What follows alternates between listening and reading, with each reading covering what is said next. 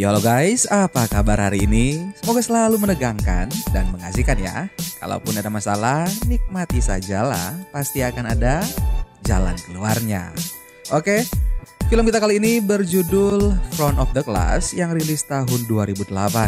Film ini diangkat dari kisah nyata dan sungguh menginspirasi. Film ini bercerita tentang seorang guru yang mempunyai penyakit Tourette Syndrome, di mana penyakit ini adalah penyakit neuropsikiatrik yang membuat seseorang mengeluarkan ucapan atau gerakan yang spontan tanpa bisa mengontrolnya. Namun guru ini tetap berusaha dan bekerja keras untuk menjadi guru yang baik. Guru yang dicintai oleh semua orang, guru yang kehadirannya sangat ditunggu-tunggu, dan pastinya guru yang menginspirasi. Penasaran kan? Kalau begitu, tanpa berlama-lama lagi, langsung aja kita let's go ke filmnya.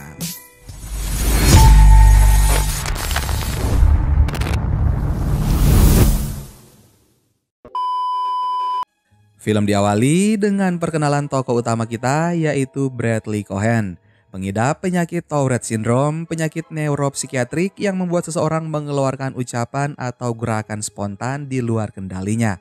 Penyakit ini diturunkan secara genetik, sulit untuk menyembuhkannya. No more homework, no more books. Now the shrink said I was just hyper. Sehari-hari, Bradley atau biasa dipanggil Brad selalu dirundung oleh teman-teman sebaya. Dipanggil dengan sebutan si sakit atau si gila, dan banyak yang tidak mau berteman dengannya. Ia mendapat perlakuan tidak mengenakan mulai dari diejek hingga diserang secara fisik. Bahkan guru di sekolah pun tidak memahami kondisi Brad dan menganggapnya pengganggu karena Brad sering mengeluarkan suara aneh dengan gerakan kepala juga kaki saat pembelajaran berlangsung. Brad dituduh sengaja membuat suara dan berperilaku aneh untuk menarik perhatian orang lain. Singkat cerita, kini Brad pun sudah tumbuh dewasa. Ia memiliki hasrat tinggi untuk menjadi pengajar dan menyukai olahraga baseball serta musik Chelsea 80-an. Which they think is much weirder.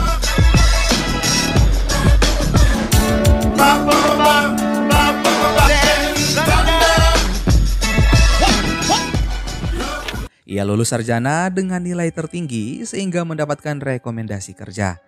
Brad melamar di sebuah sekolah di Atlanta. Saat sedang mendatangi perekrut, Brad menjelaskan tentang penyakit yang ia derita. Untungnya pihak sekolah bersedia mewawancarai Brad dengan melibatkan kepala sekolah, guru juga staf untuk sesi berikutnya. Teman serumah Brad yaitu Ron memberitahu kalau ayah Brad tadi menelpon dan menyarankan Brad untuk menelpon balik. Brad hanya mengangguk karena hubungan ia dan ayahnya, Norman, memang kurang baik sejak dahulu. Orang tua Brad sudah bercerai sejak keduanya masih kecil. Adik Brad yang bernama Jeff memanggil Brad dengan sebutan Dr. Bobo karena mengidap hiperaktif sehingga tidak bisa menjadi pendengar antara Brad dan sang ayah. Norman menganggap Brad mengeluarkan suara-suara aneh dengan sengaja dan tidak berusaha mengontrol diri. Setelah perceraian terjadi, Brad dan Jeff membantu bisnis ibu mereka yang bernama Ellen. Entah bisa disebut membantu atau tidak, Brad dan Jeff selalu ikut Ellen untuk menawarkan pakaian-pakaian untuk para wanita kelas menengah ke atas. Melihat tingkah Brad, seseorang bahkan menyarankan Ellen untuk menyembuhkannya dengan jasa pengusir setan. Beberapa dokter yang menangani Brad juga menganggap perilaku Brad sebagai reaksi penolakan atas perceraian orang tuanya. The new doctor, let's just listen to what he has to say. Do you blame yourself for the divorce, Brad? Your mother, because of the divorce? It happened when I was a little kid, but wow, I don't even remember. Because he doesn't live with you anymore? Wow, no. Clear boundaries. He needs to understand. Ellen terus berusaha mencari tahu penyakit yang diderita Brad, sementara mantan suaminya selalu kesal dan marah pada perilaku Brad. Brad pun hanya terdiam menahan tangis karena meski berkali-kali ia berkata semua itu tidak bisa dikontrol, Norman tetap tidak percaya. Guys, all right, that's it. We're going back to the car. Stop doing that. She said, I said, stop it! Just stop it! Begitu juga di sekolah, sang guru bahkan memaki Brad dan memaksanya berjanji tidak akan mengeluarkan suara-suara aneh lagi. Tapi baru sebentar berjanji, suara-suara aneh kembali keluar dari mulut Brad. I mean, I loved learning, but I hated. Brad, come up here, please. Sorry. Don't apologize to me. Sorry. I can't. What? Help. What? Ellen mati-matian menegaskan bahwa semua itu memang tidak bisa dikontrol Brad saat pihak sekolah berencana mengeluarkan Brad dari sekolah. Ellen terus berusaha mencari tahu apa yang terjadi pada diri Brad.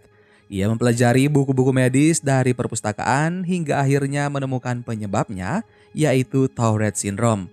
Sayangnya tidak ada obat yang bisa menyembuhkan penyakit ini. Ellen kemudian menjelaskan pada dokter yang menangani Brad dan menanyakan apakah di masa sekarang sudah ditemukan obat untuk menyembuhkan sindrom tersebut. Dokter berkata sampai saat ini masih belum ada pengobatan yang bisa menyembuhkan. Ellen pun sontak menangis. Brad menguatkan ibunya dengan berkata mereka akan bisa melewati ujian ini bersama. Brad kemudian menjelaskan penyakitnya pada sang ayah yang hanya terdiam menahan tangis menyesali segala tindakannya pada Brad selama ini. Not being weird on purpose. Scene kemudian berpindah pada beberapa hari kemudian di mana Ellen membawa Brad ke sebuah komunitas Tourette Syndrome yang ia temukan dari hasil pencarian ke sana sini demi membuat Brad bisa menjalani hidup normal meski dengan kekurangan yang ia miliki. Pertama kali dalam hidup Brad bertemu dengan penderita sindrom yang sama, ia mulai mengerti kenapa orang-orang normal menganggapnya aneh. Di dalam komunitas ini, semua anggota berbagi cerita dan pengalaman hidup. Namun salah satu ibu di sana membuat Ellen tersinggung dengan memberi saran agar Brad berhenti sekolah. Scene kemudian berpindah di mana Brad yang dewasa akhirnya mendapat panggilan untuk wawancara lanjutan. Pada wawancara pertama, Brad menyingkirkan segala yang berhubungan dengan Tourette Syndrome dan fokus pada pendekatan Brad untuk mengajar. Wawancara selanjutnya, Brad akan membahas semua tentang Tourette. Beruntung pihak sekolah ini memberi respon yang baik pada Brad. Ron mengajak Brad untuk merayakan hal ini dengan pergi ke sebuah bar meskipun Brad terus menolak. Di sana, Brad berkenalan dengan seorang wanita yang sangat antusias mengobrol bersamanya tanpa memandang aneh pada Brad.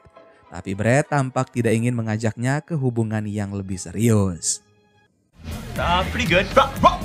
Oh, that's amazing. But I'm pretty good. You are. You have such a great attitude about your... Long ambition. Okay, all right. I was not expecting this.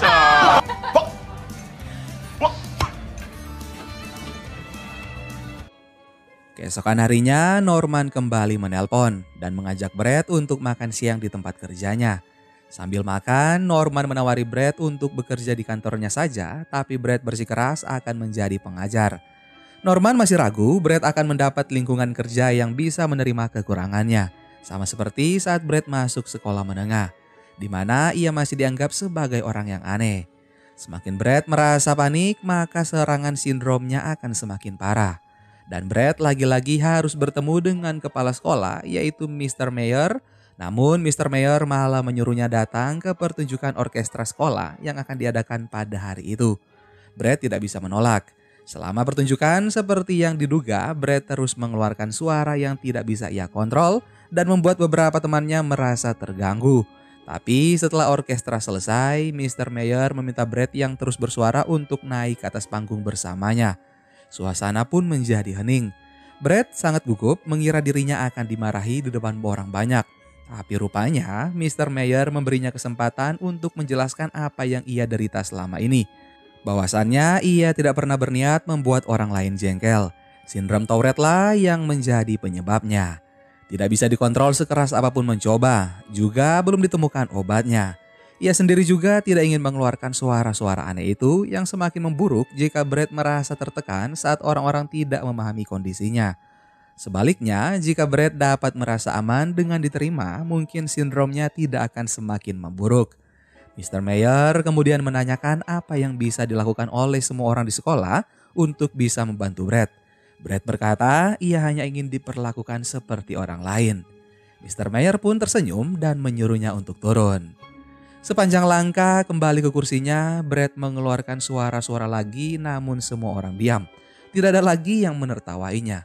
Mereka malah memberi tepuk tangan dan berdiri menyambut Brad. Kejadian inilah yang membuat Brad kagum pada sosok Mr. Mayer dan bertekad akan menjadi guru yang juga tidak akan membeda-bedakan siswa.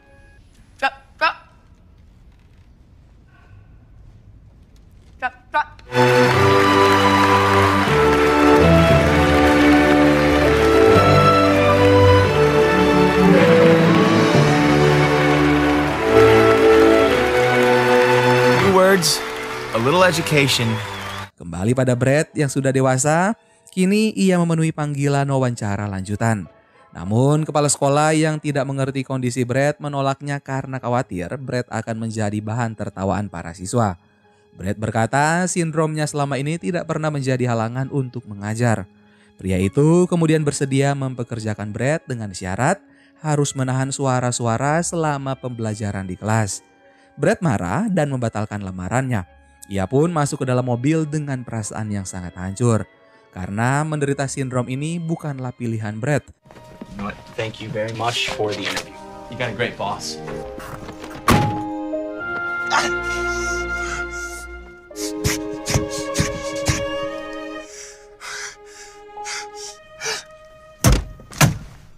Untungnya Ellen selalu ada menguatkan Brad meski lewat telepon, membuat Brad kembali bersemangat dan beranggapan bahwa ia hanya belum menemukan sekolah yang tepat. Brad mengeluarkan peta dan menandai setiap sekolah yang akan ia datangi untuk menyebar surat lamaran kerja. Brad tidak akan berhenti sampai ia mendapat pekerjaan. Sementara menunggu panggilan wawancara, Brad bekerja dengan ayahnya. Sampai tiba tahun ajaran baru, Brad ternyata belum juga dipanggil. Ia merasa kehabisan waktu, uang, dan juga harapan. Suatu hari, ibu tiri Brad yaitu Diane datang berkunjung ke rumah Brad membawakan beberapa makanan, juga memberi pengertian pada Brad bahwa Norman ayahnya tidak bermaksud mematahkan semangat Brad. Norman hanya tidak ingin melihat Brad terus terluka. Tapi kini Norman dan Diane berjanji akan terus mendukung keinginan Brad karena mereka tahu Brad diberi karunia untuk mengajar. Beberapa hari setelahnya, Brad menerima panggilan wawancara di SD Mountain View. Ia disambut dengan baik oleh OIB Jim selaku kepala sekolah dan Hilary Straka kepala asisten. Brad diminta menjelaskan motivasinya menjadi guru. Dan Brad berkata, kepala sekolahnya dahulu menjadi sosok inspiratif baginya. Tapi guru terbaiknya adalah Tourette Syndrome. Ia ingin anak-anak mendapat hak untuk belajar walaupun berbeda dari anak lainnya. Selama pengalaman Brad menjadi pengajar sukarela, ia tidak pernah memberi batasan pada siswa. Mereka bisa bebas bertanya tentang apa yang ia alami. Wawancara ini pun berjalan sangat mulus. Bahkan Brad menganggap hari itu adalah wawancara terbaik dalam hidupnya. Tapi Ron kembali memperingatkan Brad jangan terlalu berharap. Takutnya kejadian di sekolah yang sebelumnya kembali terulang. Namun kali ini tampaknya Brad berhasil. Ia dipanggil lagi untuk bertemu dengan staf kelas 2. Salah satu staf ragu anak-anak dapat menerima kondisi Brad. Brad pun menjelaskan sebelum mengenal dirinya anak-anak pasti akan menganggap Brad aneh atau menakutkan. Tapi begitu Brad mendidik mereka tentang Tourette Syndrome dan mereka melihat Brad adalah orang normal yang kebetulan membuat suara lucu, maka mereka akan menerima Brad sebagai guru yang baik. Para staf memahami penjelasan Brad dan meminta Brad menunggu kabar selanjutnya dari sekolah. Brad menunggu dengan sabar dan ia juga memutuskan berhenti dari kantor Norman karena ayah anak ini kembali berselisih paham. Scene kemudian berpindah pada keesokan harinya di mana bel rumah Brad berdering. Yang datang adalah Jeff, adik kandung dari Brad. Ia mengajak bermain golf sambil membujuk Brad agar berdamai dengan sang ayah. Di sana Brad mendapat teguran karena suara-suara yang ia keluarkan. Jeff mulai emosi tapi Brad menjelaskan dengan tenang bahwa ia mengidap Tourette Syndrome. Petugas lapangan memintanya untuk pergi, namun pria yang sedang bermain di sana mengajak Brad dan Jeff bergabung bersamanya. Ia tidak merasa terganggu dengan perilaku Brad. Sayangnya pengunjung lain tidak menunjukkan respon yang baik sehingga Brad dan Jeff harus mengurungkan niat bermain golf. Hal ini tidak menjadi penghalang. Keduanya tetap bisa menghabiskan waktu bersama dengan penuh kesenangan. Thanks. So ignorant. Everybody's not. Hey, Jeff's visit did give me a break from my worries. Tidak lama setelah Jeff pulang, Brad menerima panggilan lagi dari SD Mountain View. Ia tiba-tiba merasa gugup dan menenangkan diri dengan menemui burung-burung yang ada di dalam sebuah ruangan di sekolah. Sesaat kemudian, OIB yang merupakan kepala sekolah menghampiri Brad dan memberi kabar baik bahwa Brad diterima sebagai pengajar kelas 2. OIB membuat kelas 2 terbagi menjadi 2 sehingga Brad bisa mengajar di sana. To never let anything hold them back. Welcome. Hilary, kepala asisten, mengantar Brad ke ruang kelas di mana ia akan mengajar yang terlihat masih sangat baru dan memberi Brad daftar nama siswa. Disusul para guru dan staf sekolah yang membawakan segala kebutuhan untuk kelas Brad. Hey, we thought you might need these. Hey, everybody, bring them in. I need everything. Here, let me help you with that. Thank you. Anywhere, we'll get them arranged. Brad langsung mengabarkan pada Ellen begitu ia sampai di rumah. Ellen pun menangis haru. Akhirnya Brad bisa mendapat apa yang ia inginkan. Ellen menyuruh Brad berkabar pada Norman walau ia sedang sibuk mempersiapkan kelas. Juga tidak lupa untuk mencari pacar. Brad menutup telepon dan melihat kepada aplikasi kencan di komputernya. Ia menemukan seorang wanita manis bernama Nancy. Keduanya kemudian bertemu di sebuah kedai kopi. Mereka terlihat serasi dan Nancy juga tidak memandang Brad orang yang aneh. Obrolan mereka tampak nyambung dan menyenangkan. Hi, I'm Brad. Good, I'm glad. Actually, look, muffin. I'm on a diet. Wait, you look pretty normal, so. Never makes her bed. She's got clothes everywhere.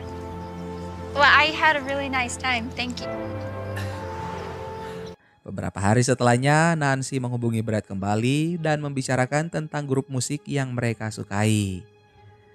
Scene berpindah ke sekolah di mana Brad memulai hari pertamanya bekerja sebagai guru.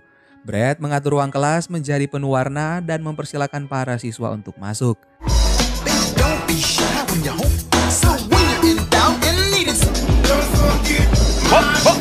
Ternyata beberapa hari sebelumnya guru-guru sudah memberitahu para siswa tentang Tourette Syndrome. Brad mempersilakan mereka untuk bebas bertanya tentang hal tersebut. Brad menjawab semua pertanyaan dengan sepenuh hati meski masih ada beberapa siswa yang memberi reaksi yang kurang baik. Anyone? Whoa, waffle? In Mr. Cohen's class. Waffle.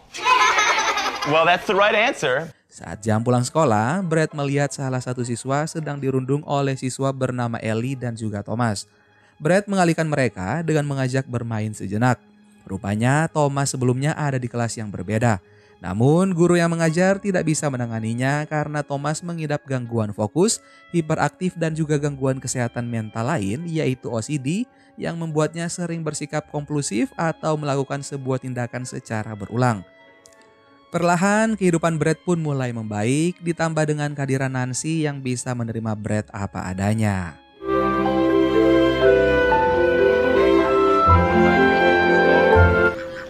You know what I just realized?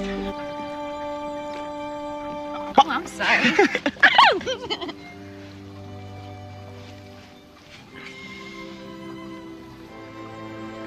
Quack. Suatu hari di sekolah, salah satu siswa bernama Amanda berkata ia disuruh orang tuanya untuk keluar dari kelas Brad. Khawatir Amanda akan kesulitan berkonsentrasi jika diajar oleh guru seperti Brad. Hillary pun meminta Brad agar tidak usah ambil hati dalam persoalan ini. Setelah mengajar, ibu dari siswa lain bernama Heather juga menemui Brad. Ia bersyukur sejak Brad mengajar, Heather menjadi lebih bersemangat untuk pergi ke sekolah. Heather mengidap kanker. Sang ibu pun berharap Brad dapat membantu merahasiakan hal ini agar Heather tetap ceria di waktu hidupnya yang tersisa. Hal ini menyadarkan Brad untuk mengejar cita-cita dengan waktu yang ia punya. Brad memutuskan untuk melanjutkan S2. Nancy juga mendukungnya. For my master's degree. Wow. Uh-oh. Yeah. Okay. Yes. Yeah? Of course it would. Are you kidding me? Get out of here. Sayangnya saat akan mengikuti ujian masuk, Brad diminta mengerjakan ujian satu ruangan dengan yang lainnya. Tetapi Brad menolak karena takut akan mengganggu konsentrasi orang lain. Ia menuntut hak untuk diberi ruangan khusus. Brad terpaksa menelpon Norman sebagai wali dan akhirnya Brad bisa mengikuti ujian di ruangan terpisah. Namun situasi ujian membuat Brad tertekan. Ia tidak bisa menyelesaikan soal tepat waktu karena Tourette-nya yang memburuk. Scene pun berpindah ke sekolah. Brad dan para siswa sibuk mendekor kelas mempersiapkan hari Thanksgiving. Brad menyapa Heather yang sedang menempelkan dekorasi kalkun, juga Amanda yang mengamati dari pintu. Brad mengantar Amanda kembali ke kelasnya sambil membujuk bahwa ayahnya hanya ingin yang terbaik untuk Amanda. Setelahnya, Brad memergoki Thomas yang diam-diam meninggalkan kelas sedang mencoret pintu toilet. Brad menghukum Thomas membersihkan coretan dan tidak memberinya jam istirahat. Tapi ia akan diberi imbalan nilai A dalam pelajaran membaca. Thomas pun langsung sumringah. Tentu saja tidak semudah itu. Yang dimaksudkan Brad adalah Thomas akan mendapatkan nilai A dengan murni usahanya sendiri. Brad tidak lepas tangan begitu saja. Ia berusaha agar Thomas tertarik untuk bisa membaca. Brad mengajak Thomas bermain sebuah permainan. Thomas akan berperan menjadi Brad, sementara Brad akan menjadi Tourette. Selama permainan ini, Thomas menyadari sebenarnya membaca adalah hal yang mudah jika tidak ada Tourette. Dan Brad pun berhasil membangkitkan kepercayaan diri Thomas untuk bisa belajar membaca. Read this page. Once upon a time there was a... But if you keep reading, you might just find out. Keep going. What happens next? Kini hubungan Brad dan Nancy semakin serius. Brad mengajak Nancy bertemu dengan Ellen dan juga Jeff. Ellen menyambut Nancy dengan hangat, begitu juga keluarga lain yang sudah menunggu di rumah Ellen. Meskipun tidak pernah terbayangkan bagi Brad bahwa ia akan menemukan pasangan yang bisa menerima kekurangannya, kehadiran Nancy merubah pikiran itu. Tetapi Brad masih takut jika suatu hari penyakitnya ini menyakiti hati Nancy. Ellen meyakinkan Brad satu-satunya yang dapat menyakiti hati Brad dan Nancy adalah jika Brad membiarkan Tourette membuat Nancy menjauh. Setelah beberapa waktu berlalu, Ibu Heather memberi kabar Heather sudah tidak bisa lagi bersekolah. Brad lalu mengajak para siswa untuk membuat kerajinan tangan agar bisa menghibur Heather. Oh, this looks great over here. Go! And called to say Heather was no longer able to attend school. Dan beberapa minggu kemudian, Heather sudah pergi untuk selamanya. Brad tidak ikut masuk ke dalam gereja untuk berdoa bersama karena takut mengganggu. Tapi Ibu Heather menganggap Brad membawa perbedaan besar dalam kehidupan Heather. Brad tidak boleh pergi sebelum berpamitan pada Heather karena Heather menganggap Brad sebagai guru favoritnya. Dan Brad pun akhirnya ikut masuk.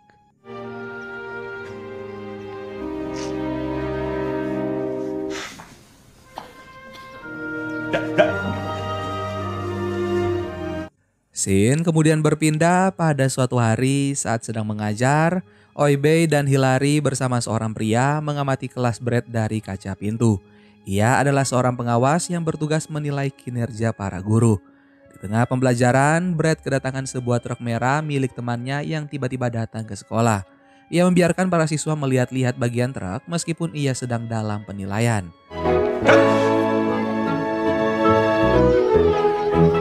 So what do you think of it? Pretty cool, huh? Eli, get in there, man. All right, but be careful. Seiring berjalannya waktu, ternyata hubungan Brad dan Norman pun semakin rugun. Mereka membicarakan masa kontrak kerja Brad yang hampir selesai. Brad mengungkapkan ia sedikit cemas dan khawatir kontraknya tidak akan diperpanjang. Tapi ia tidak berkecil hati karena memang banyak guru yang lebih baik darinya di luar sana. Norman pun bangga dengan kebesaran hati Brad. Namun Brad masih merasa Norman malu memiliki anak sepertinya. Norman berkata jujur, kadang ia benci saat pergi ke restoran dan orang-orang menatap Brad. Norman merasa malu karena tidak ada yang bisa ia lakukan untuk memperbaiki hal itu. Norman juga merasa Tourette syndrome yang diderita Brad diwariskan dari gennya. Situasi pun menjadi hening sejenak sebelum Norman memecahkannya dengan membicarakan makanan. Tanpa diduga, Norman datang ke sekolah saat Brad mengajar dan membawakan rak buku untuk perpustakaan sekolah. Norman juga memberinya sebuah topi keras untuk kepala yang keras. Brad merasa sangat senang. Kontrak kerja Brad kini akhirnya berakhir. Beberapa guru memanggil Brad menemui Hilary di ruang kelas bersama Oibey, para siswa dan juga guru-guru lain. Hilary mengumumkan hasil penilaian kinerja Brad dan Brad terpilih di antara semua guru baru di negara bagian Georgia untuk mendapat penghargaan guru tahun ini. Semua yang berada di dalam ruangan pun bersorak gembira.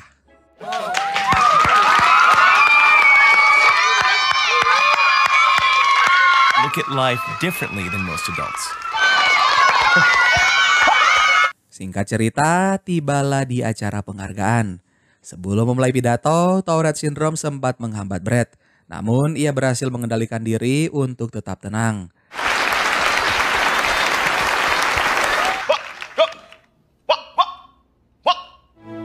Now Now, some of you may think that's pretty weird to thank a disability. Brad kemudian mulai menceritakan tentang suara-suara aneh yang baru saja keluar dari mulutnya. Brad berterima kasih pada keluarga, guru-guru Mountain View, para siswa, juga pada penyakitnya sendiri.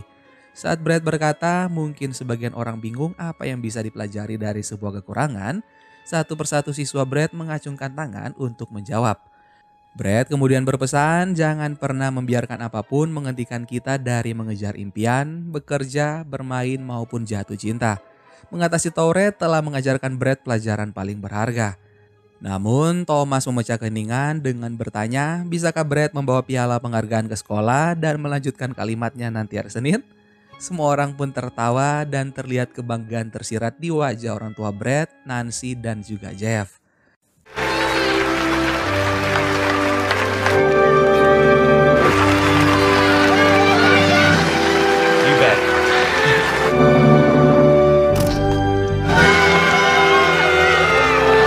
Akhirnya bisa melanjutkan S2 dan ia juga tampil sebagai Homer, maskot baseball Atlanta, ambisi Brad masa kecilnya. Brad juga menikah dengan Nancy pada tahun 2006. Mereka tinggal di Atlanta dan Brad tetap melanjutkan kecintaannya untuk mengajar.